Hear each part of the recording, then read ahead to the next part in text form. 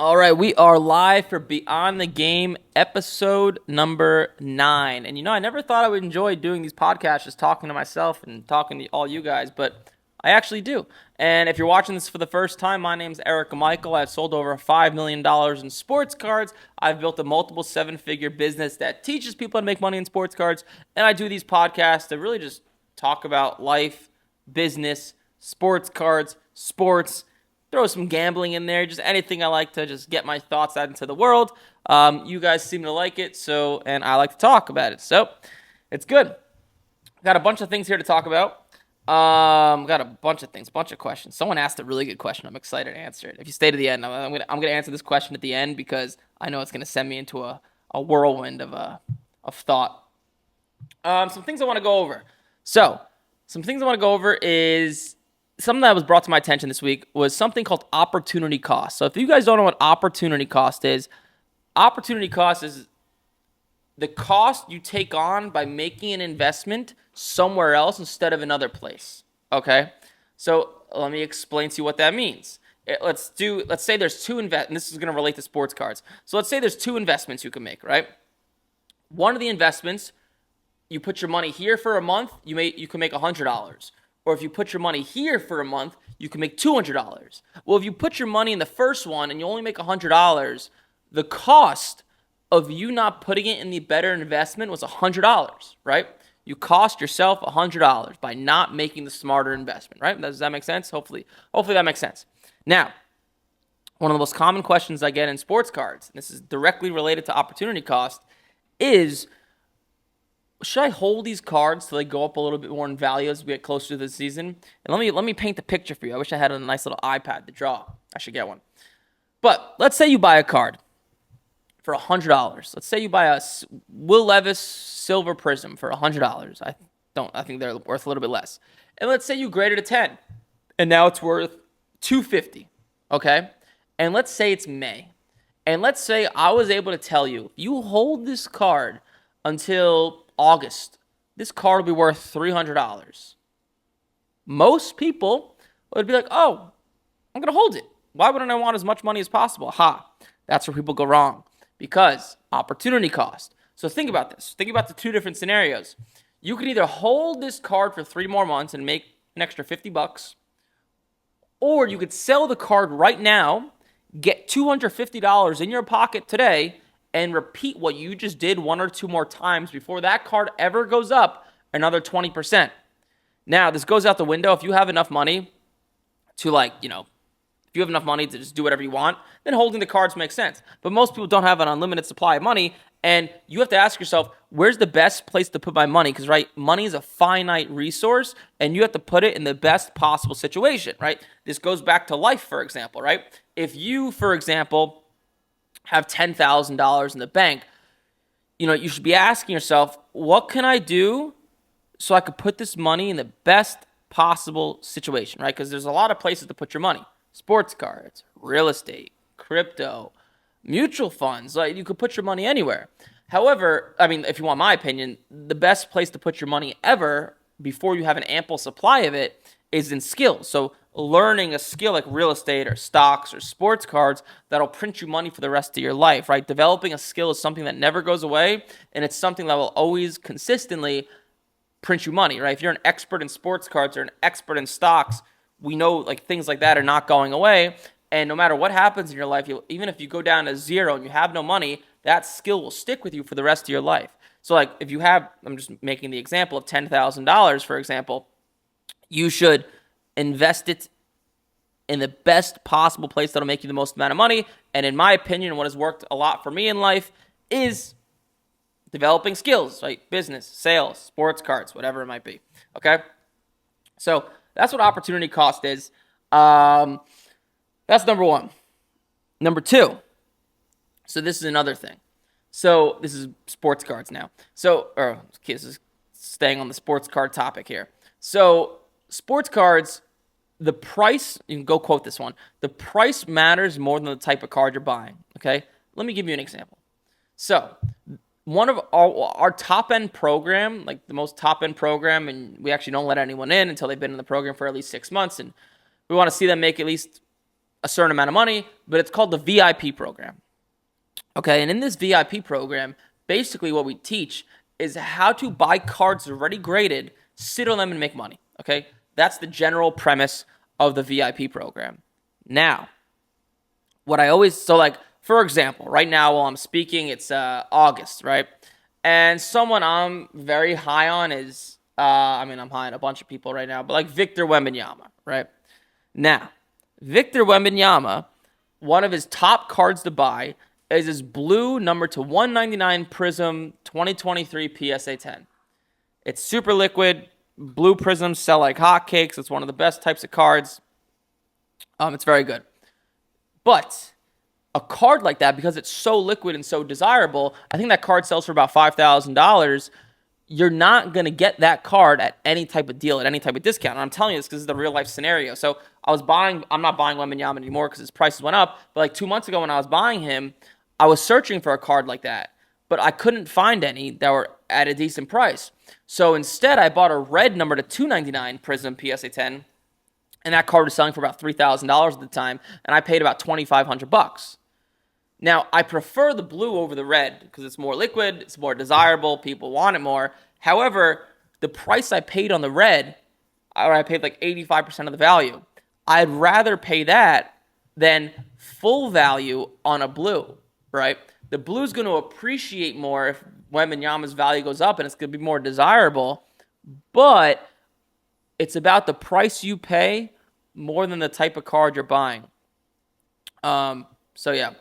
Buy raw, grade, flip. Why do we have to pay you to do this? You don't have to. You can do it yourself. Just if you want to do it better, faster, quicker, with no mistakes, then you would pay someone to do it. So if you want to go ahead and do it yourself, you could. No one's stopping you.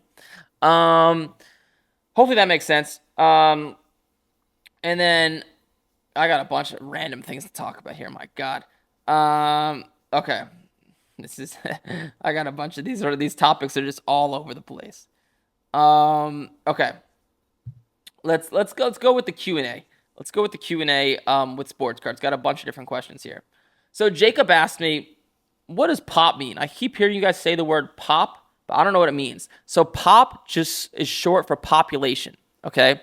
So usually it's used with the term grading, or it's like a grading term. So like if I said to you, the pop on this Victor Wembanyama card is 7 for PSA 10s. That means there's only 7 PSA 10s in the world. Okay, that's what that means. If the pop is 6 for this card of Aaron Rodgers, usually that means what people are talking about is there's 6 PSA 10s of this type of Aaron Rodgers card. Lower the pop, the more premium you get for the PSA 10 because the card's harder to grade, right? That's kind of how sports cards works. Like if you ever see a card that's like, for example, like a silver prism, like a Will Levis silver prism. Like you could buy this card for like $80 or like probably cheaper, like $60, and a 10's worth over 200. There's a nice spread between that because the pop count isn't terribly high compared to how many cards are out there because the card is not so easy to grade. Okay, so lower the pop means the card is harder to grade, which means these cards usually don't come in as good of condition, which means you get a bigger premium. Higher the pop, there's more PSA 10s out there. They're not as in demand, which means the margin between a raw card and PSA 10 is smaller. Okay? For the most part. There's exceptions to everything, of course, but that's like for the most part. So hopefully that makes sense. Let me get a sip here. Ooh, that drink does not taste good. My buddy just bought those drinks. Ugh. Yeah, I'm going to keep drinking it, but my God. Okay. So hopefully that makes sense. What is pop? If it still doesn't make sense, you could just shoot me a message. I'm more than happy to get on a call with you and explain it. All right. Scott asked me right for it. So what exactly do you get for the $47 membership? So the $47 a month membership is it's our school community. What school is? I'm just moving my phone here so it's a little closer. So what school is it's basically a platform where you could have a community, and I made this school community just for people to get in and get their feet wet and see that sports cards is an actual viable way to make money. And what you get inside, so there's like a classroom of like maybe like 30, 40 trainings and videos that break down the whole sports card market and how to start making money and flipping these cards and yada, yada, yada. There's also a calendar with 1 to 2 Zoom calls a week. So right now I do the coaching calls. I'll probably have one of my coaches start doing it soon. Also, there's a community, almost like a Facebook group. So it's like people asking questions, talking, communicating. So those are the big three things you get: videos, coaching calls every week, and like a group or a community. And it's $47 a month. If you decide you don't like it in the first month, we'll give you the $47 back. It's not about the $47. It's more about just introducing people into the idea of sports cards. And obviously, I can't make it free because I have employees to pay. So that's kind of how it works. All right. Hopefully that answers your question, Scott. Jack says, how do you know which raw cards they are graded? Where is the best place to sell most of your graded cards? I've been having okay luck on eBay with raw cards, but I've only sold 3 to 4 graded cards on eBay. Is there a better market for graded cards, the high dollar cards? Okay, the last part of that question, I don't know how much sense that made, but I think I know what you're getting at. Okay, I think. So how do you know which raw cards to get graded? So there's like two aspects to it, right? There's like, can you make the right amount of money? Is the card in good condition? So I'll kind of break both these down. So can you make the most amount of money? To keep it simple for you, Jack, this is my standard rule of thumb. Obviously, everyone has different rules, but this is just what has worked for me. Don't buy a raw card unless you can at least double your money, okay? You want to at least double your money at the end of the day after fees. So calculate how much it's going to cost you to ship, get graded, all that stuff, and make sure if that card grades a 10, you could at least double your money, because that goes back to the first part of the podcast when I was talking about opportunity cost, right? Like you could buy a card and it could be in perfect condition and maybe you'll only make 50% on your money. It's like, oh, that's great, 50% of my money. But the question you have to ask yourself is, can I put that money in a better situation, right? And with that mindset, you'll make a lot of money over the long run. So simple, when it comes to money, just make sure you can at least double your money at the end of the day. Okay, so hopefully that part makes sense, Jack.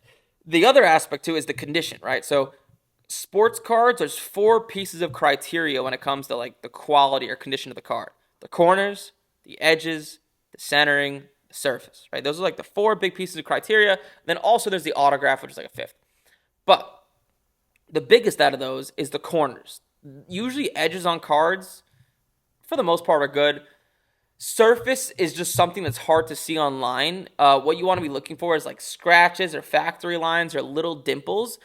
Standard rule of thumb again, like the shinier the card, chances are the easier it is that the surface is going to get damaged. Because think about it, like something that's shiny, a scratch is like illuminated, right?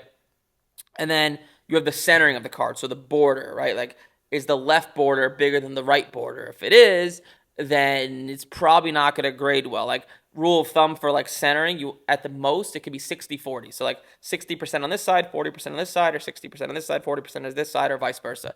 PSA doesn't care about centering as much. They do a little bit. They care about corners much more. It's just like what I've experienced. It's just their rules. I don't know. That's just my experience with PSA. But you want to, the corners is the most important part, in my opinion. You want to make sure they're right angles. There's no scratches, or there's no like whiting on the corners. They're not rounded. And like a card with colored corners. So for example, like a card where the back is all black, that card is going to be inherently harder to grade than something that's all white on the back, right? Because think about it. Something that's black, if it chips, you can see it, right? You can see that whiteness. If something's white, something white can't really chip, right? So that's kind of how grading works. Like, can you make the most amount of money? Is it in the right condition? I mean, there's way more to it, like the types of cards to buy, the timing the market, buying the right cards at the right time, buying at the dip. Like, there's a bunch to it, but like, hopefully that answers your question, Jack. And you asked, is there a better market for graded cards, the high dollar cards? No, like the sweet spot is like the cards in like the $100 to $300 range, because the average collector could afford them.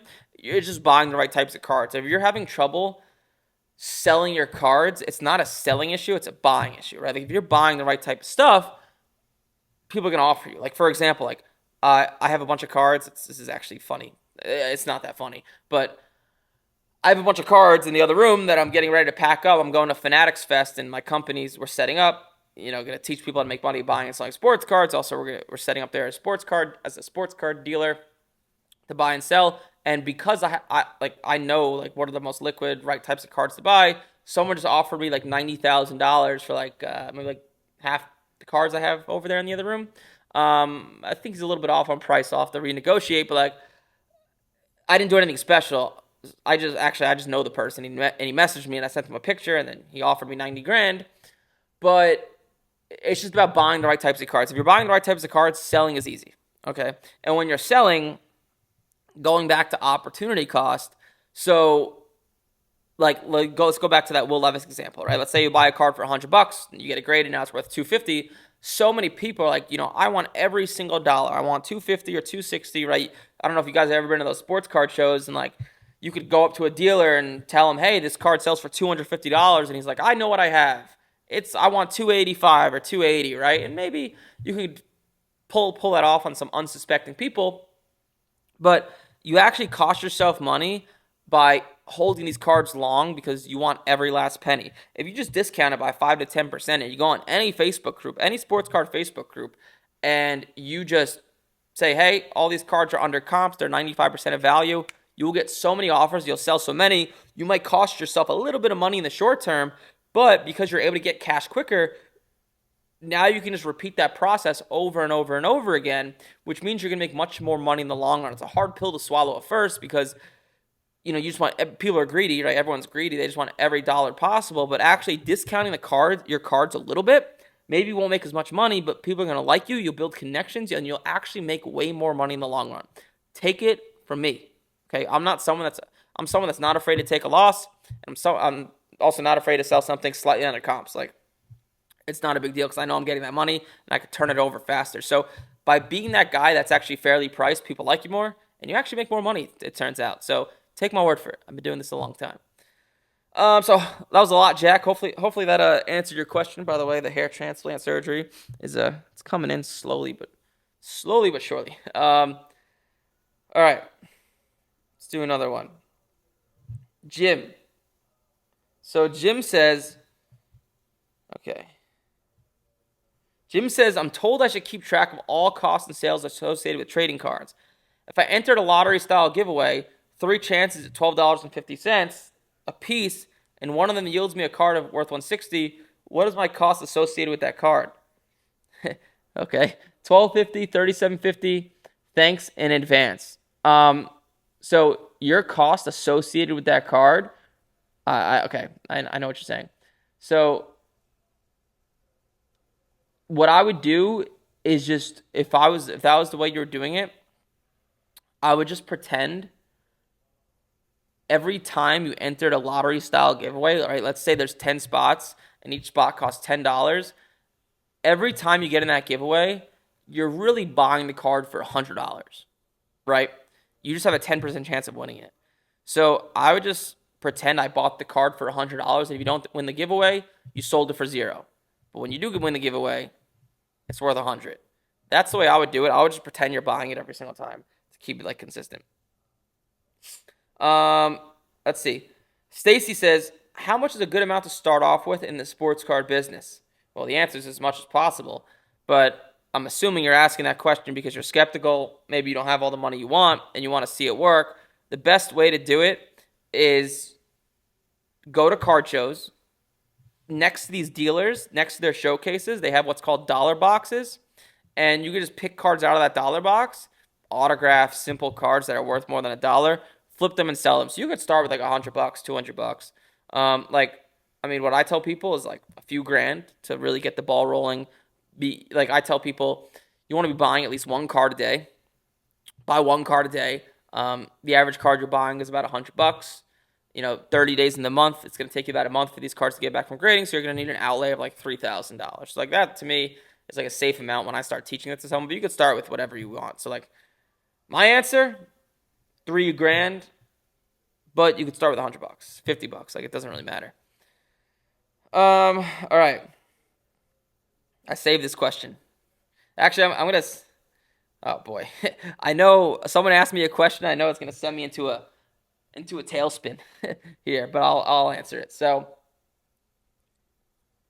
that does not taste good. Okay, Andrew. I'm 29 years old. My wife and I just had our first kid. I've been buying and selling cards since I was 17 years old. I'm trying to, I think you meant to say, I'm trying to convince my wife to allow me to quit my job and do this full time. I'm a special education teacher. Love my job, but this gives me more flexibility to be present for my son and not have a limit on what I bring home per month. Given the economy, do you think this is possible and a smart idea? I've always wanted and I've seen myself having my own business with the flexibility sports cards has. All right. Wow. That's a lot to unpack. Okay. So, Andrew, do not quit your job and just start buying and selling sports cards if you've never done it successfully. Okay? Right? That'd be a pretty stupid idea. Cause like, take it from me. I bought and sold sports cards every day, all day. And it took me a few years to get going. Okay? To really start to make a consistent 3, 4, 5 grand a month. I don't know what you said. You're a special education teacher. I'll pretend, I'm just pretending here. I'll pretend you make $5,000 a month just for the sake of this conversation. So that's the first thing. The second thing, so like obviously you don't want to wait a few years. And I was in a position where I could spend all day doing it, right? Because I was in college. You're not really in that position, right? Because you have a kid and you're a teacher, so you don't have as much time as I once did. So what I would say, and like I'm not saying this because obviously you probably know that I teach people how to do this stuff, but the fastest way to make money, whether it's sales or marketing or sports cards or real estate, is whatever, is invest in coaching. Don't invest in my program. Maybe pay someone else that does sports cards successfully to cut down your learning curve, right? The only thing you can't buy back in life is time, except you could a little bit with coaching. Because, Andrew, ask yourself this, right? Like if you're starting any business, right? I know we're talking about sports cards here, but if you're starting any business, right? And pretend you're me, right? Pretend you're me. And let's say it takes you 2 years to start making $5,000 a month. Well, you could either do that and spend years of trial and error and a lot of ups and downs to finally learn enough to make $2,000 a month by going through YouTube videos and doing that whole thing. And you could learn everything on YouTube, or you could invest in coaching, and let's pretend the coaching is something outrageously expensive. Like, I'm just doing this to make a point here. Let's say the coaching is $15,000, right? And you have to take out a loan. You have to spend $15,000 to invest in coaching to learn how to make money buying and selling sports cards. That's not the price of my program, by the way, so relax. Even though that's a ridiculous amount of money, ask yourself, well, $15,000, would I rather spend that right now on a credit card or take out a loan, and I could start to make $5,000 a month within a few months, or I could wait 2 years and learn how to do it myself, right? The 2 years it's going to take you, that whole entire time, you could have been making $4,000 or $5,000 a month and quit your job sooner, right?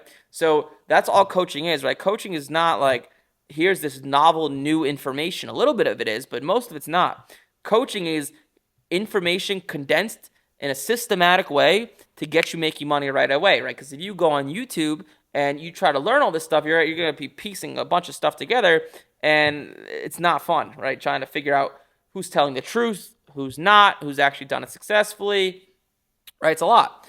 So that's what I would say, Andrew. And I'm trying to convince my wife to allow me to quit my job and do this full time. So what I would say to that, Andrew, is, okay, so you need to show your wife that this works, right? I believe it or not, I'm an expert when it comes to like wives and sports cards because I've taught this to thousands of people, and a lot of times the wives aren't happy that their husbands are investing money into a coaching program to learn how to make money with sports cards, right? A lot of women, and just a lot of people in general, this is not to be a sexist comment in any type of way, but a lot of people in general are just naturally conservative, right? That's what we're told our whole lives, right? Save, college, education, job, blah, blah, blah, blah, blah, blah, blah, right? That's what we're told our whole lives. So can't blame your wife that she's skeptical about it, doesn't want you to do it. That's what she's been told her whole entire life, right? However, right, and this is what I tell people, and this is what I actually just told my mom the other day. My mom's one of those people that just has focused her whole life on saving money, right? And there's two things to focus on, right? You could either focus on saving money, which saving money, there's a floor, right? There's only so much money you could save, right? Because you have bills, you have food, and saving every single penny leads to, like, not a happy life, right? Like, you're living on the bare minimum all the time. Or you could focus on making money, which is obviously a little bit harder, but there's no ceiling, right? You can make hundreds of millions, billions, gajillions of dollars, right? And that leads to a happy life, right? If you have a bunch of money, now you could take your kid, put him in private school, or pay off the mortgage, or whatever your heart desires, right? So focusing on making money is much better than focusing on saving money if we're talking about happiness. Okay? But they go against each other because guess what? To focus on making money, you can't save money, right? Because it takes money to make money, right? We've all heard that expression before. And like you have to invest in coaching or whatever you're doing, right? Starting a business just takes money to invest. So like that's why people are never able to get out of the rat race or like over that hump because their whole lives they're just save, and then in order to make more, right? Because people like it's like an oxymoron, right? It's like a dichotomy almost. It's like on one hand we're told to save and that's what people want to do, but on the other hand everyone wants to make as much money as possible, right? No one doesn't want to make a lot of money, so it's like they don't go hand in hand, right? You can't save money and make a lot of money. In order to learn how to make a lot of money, you have to spend money, right? It sounds like common sense when I'm saying it out loud, but it's actually easier said than done because, like, I get it. If you've saved money your whole life and you have $25,000 in the bank and you need to invest $8,000 into a coaching program, that's 25% of your income, right? Or 25% of your savings. I get it, right? And we're told not to do that our whole entire lives. But what people fail to realize, like, that's what's required to actually achieve your goals and quit your job and get out of your special education. And what I would say, Andrew, and listen, like what I'm about to say, take it with a grain of salt because there's a reason I've been single for 9 years. It's because I'm set in my own ways to a certain degree. And this is what I tell people about like my parents and my upbringing when it came to making money with sports cards and business and all that stuff. But you have to sit back and ask yourself, right, Andrew? And you're a teacher, so you probably heard me make this analogy, so you'll appreciate this one. So, right, your goal is to obviously it sounds like make more money, work from home, own your own business, all that stuff, right? That's your objective, okay? And that to me is financial freedom, right? You want financial freedom. What financial freedom means to me is right not making $1 billion, but making enough to pay the bills, so you don't have to stress about it, and you can do what you want all day. If you want to spend more time with your kid or take off, or in my case, go play tennis or whatever, right? That is financial freedom. So like the word financial freedom to me really means like time freedom. It's like time freedom and you have enough to comfortably pay your bills, right? To me, that's what most people want in my experience. Like obviously everyone wants to make millions of dollars, but like that time freedom is much more important to most people, not everyone, right? And I'm assuming this is the case with you, Andrew, because you're talking about spending more time with your family, spending more time with your kids.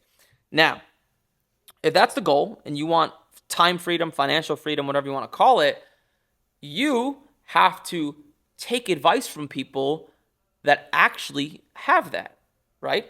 Think about it, right? If you're in school, would you ask your math teacher a history question? Of course not, right? You would ask your history teacher a history question because he knows about history. Same thing with money. You should only take financial advice from people who are where you want to be. And I have a lot of flaws in my life, but that's something I've always been very good at. I ask myself before taking advice from someone, has this person done it? Are they successful? Is this valid advice? And sometimes the person can be super successful and the advice still isn't good. It happens. But your wife, from what it sounds like, from what you're saying in this little paragraph you wrote me, right? Even though you might love her, she may be amazing, and I'm sure she is, she's not where you want to be financially. And maybe your parents are, maybe your uncle's not, right? And most people in your circle may not be, right? And that's why you should only take financial advice from someone who's where you want to financially be. And that might require spending money. And listen, I'm not saying give me money. I'm not saying join my program. This is not why. Like all this shit I'm talking about is what I actually believe in because I live it and breathe it.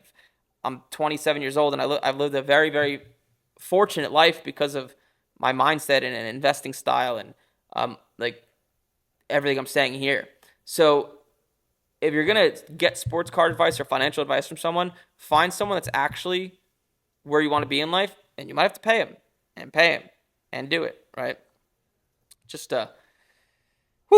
see, that's why I saved that question, because I knew it was going to be a lot. So that's that. And then I got a bunch of, I got a bunch of random topics that would just like come through my mind as like the week goes on. All right. Next one would be, okay. So Andrew, this is kind of like piggybacking off of what you just said. Okay. You guys have heard that word passive income, right? It's a word thrown around. Let me tell you something. Passive income does not exist. It is not a thing, okay? Because someone always has to be managing the money. Like sports cards, like I've made it as passive as possible, but it's impossible for it to become solely passive, right? You still have to overlook employees and overlook things, right?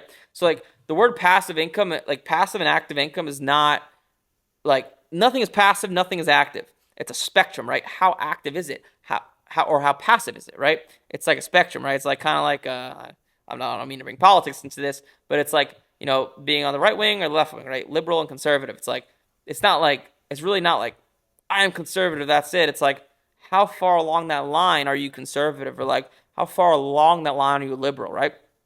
So passive income is just not a thing.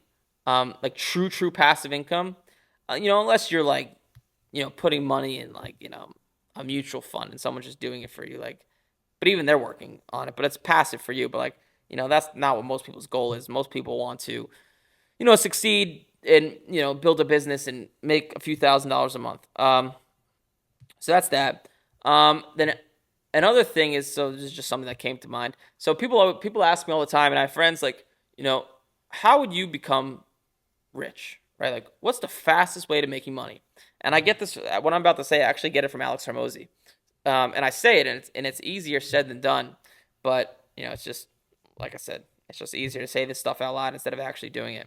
So if I wanted to become rich, okay, and not sports cards, I would not start buying and selling sports cards, because buying and selling sports cards are a very good way to make an extra 3, 4, 5 grand a month. Okay. Not going to make you rich, just a nice side income. You could turn into a full-time income, but it's not what I would do to make millions. Now, if you need to make millions of dollars, you should start a business. However, you should not just start a business. You should learn. So let me give you an example in my world, right? I'm in the world of digital marketing and building sales teams and marketing and Facebook ads and all the crazy stuff you see. So I did it wrong. I was lucky. I had money from buying and selling sports cards where I was able to afford to lose a bunch of money at first. Most people don't have that, and most people don't have the time for it to take years to start making money. This is what I would do. If I want to start a business and become super wealthy, super fast as possible, I would become a sales rep or in marketing, and I would work for a business that is along the lines of what I want to start. Let's take an example. Let's say my goal is I want to start a weight loss business, right? I want to teach people how to get in shape and lose weight. Well, you could either go and try to start that yourself. Good luck, right? It's going to be a big learning curve, no matter how simple. It's never that simple. Or you can work for one of these businesses as a sales rep or a marketing person or whatever, get paid, see the insides, do it for a few years, and you get paid to learn, right? People, you get paid to learn. And most people just don't want to do this approach because they don't want to swallow their pride, and they don't want to work for someone or whatever. But you could either do that or invest tens of thousands of dollars into coaching and pay to learn. And the advice may not be too applicable. Like, you don't know the type of advice you're getting. So and then once you've done it for a year, 2 years, and you've worked for a company and you've seen all the ins and outs and how all the softwares work and how they sell people and how they market and the total infrastructure of the business, then you can start your own. Okay? So whatever you want to do in life, work for someone first that does what you want to do so you can learn from them and get paid. Doesn't that sound amazing? You get to learn and get paid, right? That sounds pretty incredible. I wish I did that in the beginning, but I'm an idiot and I didn't have that line of thinking. That's how I become rich. And some other stuff I wanted to go over. So I went over price matters more money than the card, opportunity cost. And this is the last thing I'll say. And this is an interesting thing, and I don't know if this is going to rub some people. This could rub some people the wrong way. So I was talking to a girl. I'm not talking to her anymore because of like kind of what happened. But she was depressed. Okay, she like had this wave that came over her, and she became depressed. And she told me multiple times. So I actually kind of felt horrible for this, and it was totally done, not intentionally at all. So she asked me, it was like the second date or something, and she asked me, she was like, "What do you do for work actually? Like, what do you actually do?" And I explained to her, I bought and sold sports cards for years, and then I tried starting these online businesses. It never worked, and then I eventually figured it out, and now here we are, 30 employees later. I didn't use the word 30 employees. And then after I gave her the whole like 10-minute speech about my life and how I started these businesses, failed, and eventually I figured it out, she kind of whispered under her breath, she's like, damn, and I'm only a paralegal. Like, I haven't done anything with my life. And I felt horrible. I explained to her, like, no, that's not the case. Like, you're beautiful. You're amazing. Like, just, that's just not the case at all. And that was not my intention. So, felt horrible when she whispered that under her breath. Fast forward a few days later, I finally invited her back to my apartment. Now, I know this is going to sound weird, okay, because most guys don't think like this, but I've been very fortunate with sports cards and building this business where I'm financially well off. However, I'm very self-conscious of getting used for my money, especially girls. The last thing I want to ever do is date a girl that uses me for my money. Would make me feel like shit. So I hold off on like really going into depth on what I do. I'm kind of vague, or like I don't show a girl my apartment until like, especially if I like them, until like 3 or 4 dates in, because like I live in a pretty like prestigious, nice apartment, right? And once you see it, you kind of get the gist, like, oh, okay, so like he does okay for himself. And I don't say this to be cocky in any type of way. And when I brought her to this apartment, you could see the look on her face, like, whoa, like this is super nice. Like I wish I lived in a place like this. And it kind of made me feel like shit, honestly. So hung out, went to a comedy club. We saw Tracy Morgan over here in Tampa. He was horrible. Do not see Tracy Morgan for comedy. It was not good. Anyways, a few days later, she starts acting weird. Right? I could tell there's something wrong. I just know it. And I kept replaying that conversation in my head of her whispering under her breath that she just was not happy where she's at in life. And finally, I got around to calling her. And she kind of told me.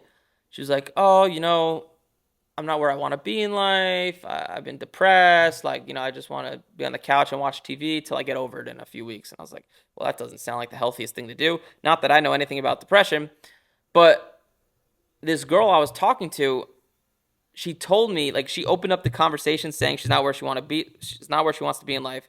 She told me multiple times that, like, she just wasn't happy where she's at. Right? She kind of like hinted at it, right? Just what I told you. And then she told me, like, she doesn't know where the source of depression's from. She said it just comes and goes, and she doesn't know where the actual source of this depression comes from. And I said to her, I was like, and like, I know this is very touchy, right? If someone's depressed and they're emotional, I know it's very like a touchy thing, and I didn't want to like be like too like, just like straightforward. But I was like, well, you said to me multiple times you're not where you want to be in life, and like you feel like you could be doing better, and you're going to law school, you're taking the LSAT. And she kind of just like tweaked on me a little bit. She's like, no, like I don't know what the source is. This is just what happens. I'm gonna get over it. It was very not attractive, but I'm telling you this because this is what I'm going to end with. I can relate back to my life. So I was depressed. I think I was depressed. I'm pretty sure I was. In July of 2019. This is when I lost all my money from my dropshipping ventures. I had like 40, 50 grand saved from sports cards. Lost every single penny of it. And I was pretty depressed. I was like, I woke up with that pit in my stomach. I just had like no appetite. Like I didn't want to talk to anyone. But what I told myself is, well, let's be logical here, right? I want to build a business. I want to make a lot of money. I want to live that type of life. Am I going to get there faster by doing nothing? Probably not. Or I'm going to take this sadness or depression and turn it into anger and rage and really start buying and selling sports cards and learning about business and digital marketing, entrepreneurship, and all that stuff. And relating back to this story I just told you about this girl, like in her situation, if you're depressed about something, like for example, now she's not where she wants to be in life and she's going to law school, like take that depression. I know it's easier said than done, obviously. I get it. So like that's why I feel like this could rub some people the wrong way. But take that depression and turn it into like fury and rage and fucking relentlessly study for the LSAT so you're going to crush and you're going to get a scholarship, just like I once did when I was depressed, when I lost all my money. Like, unfortunately, the world just doesn't give a fuck, right? And, like, sometimes it's good to sit back and say, like, listen, like, this is what I always tell myself. Like, I could breathe. I have 2 arms, 2 legs. I can feel pain. I can talk to people. I can communicate. There's so many people in this world that don't even know where their next meal's coming from, right? And, like, if you're able to come from that angle, that more, like, positive angle, like, how good you have it. You'll always stress about money. There's always something. Like, life is just stressful. You will always stress about something. Whether it's going to law school or starting a business. Now you're not. Now your employees are fucking up and you're not making enough money, or you lost a bunch of money doing. There's always something to stress about. Always, right? That's just how it goes. But if you're able to sit back and say, like, listen, like, this is like, I'm okay. Like, I could breathe, feel things. Dylan's in the chat.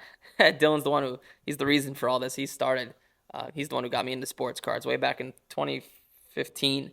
But yeah, that's what I'll leave this off at. Like, no one gives a shit, unfortunately, and no one wants to feel sorry for yourself. Like, if you want to be successful in life, like, you have to be able to, like, focus and compartmentalize. Like, I'll actually leave it off at this. So, and this is not a good example, okay? So, like, don't think I'm a bad person for saying this, but let's take Tiger Woods, for example. Everyone has their opinion about him, right? Cheated on his wife, not the right thing to do, was horrible. However, he won a lot in golf, right? And his life was crumbling behind him, right? He had all these scandals and cheating. He was a sex addict, going out, like, all sorts of things. But when he got on that golf course, he was able to compartmentalize and only focus on golf, and he became a winner. I'm not saying he's a winner in life. I'm just saying he's a winner when it came to golf, right? That's what made him great at golf. I'm not saying he's a great person or great at life. Just talking about golf here. And, like, that type of compartmentalization and being able to do that is what separates people who are, like, uber successful versus not, in my opinion. Because, like, that's just fucking life, man. There's always stresses, right? That's just how it's always going to be. The question you have to ask yourself is, even if you're not stressful today or you're stressed out today, how are you going to deal with it in the future when, like, someone breaks up with you, or you lost a bunch of money doing this, or you finally figured out you're not where you want to be in life? You could feel sorry for yourself, or you could do what's required to actually push yourself forward, right? And I get it. It's easier said than done, right? You need that mental, like, I guess, grit or toughness. But, like, just my thoughts on the week. But hopefully you guys enjoyed this. If you guys have any questions, my DMs are always open. Comments, if you're watching this on YouTube, like, comment, subscribe. If you are watching this on YouTube or wherever, and you do want to get started buying and selling sports cards, stuff changed my life. I have a school group I put together. The link will be somewhere around this video, probably below. $47 a month. You can get in.